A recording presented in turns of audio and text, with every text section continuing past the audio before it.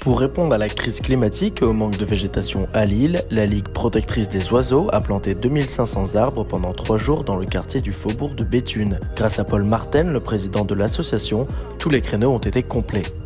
Là, il y a effectivement une opportunité de meubler, de densifier un peu, et puis d'associer les gens du faubourg de Béthune. La mairie était tout à fait prête aussi. On a beaucoup d'habitants locaux qui sont très contents d'avoir effectivement l'intervention de la LPO, un peu plus de forêt, donc à l'avenir plus d'oiseaux, plus d'écureuils, plus de hérissons, etc. Cette initiative lancée par la fondation Crédit Mutuel aura vu près de 300 riverains de tout âge planter des arbres. Comme c'est le cas de Valentin, animateur pour enfants dans le quartier. Parce qu'on est dans le quartier du faubourg de Béthune, qui est un quartier où même s'il y a des efforts qui sont faits dessus, c'est pas encore ça et c'est important dès leur plus jeune âge, les mettre dedans, dans la valorisation du quartier, dans tout ce qui est nature, etc. Et c'est ce qu'ils font là. Là, ils vont grandir avec ces arbres en fait.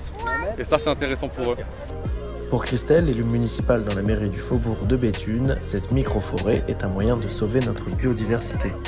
Une vraie joie de pouvoir avoir 2500 nouveaux habitants qui vont peupler à partir de demain le quartier. D'abord.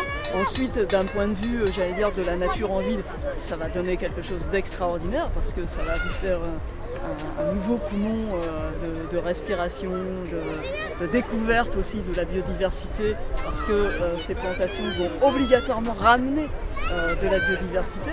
Et puis derrière, c'est toujours le plaisir d'appartenir à notre quartier, quoi.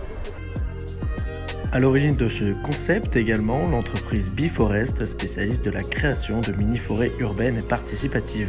Mathieu Verspiren nous parle de l'importance de ces forêts urbaines.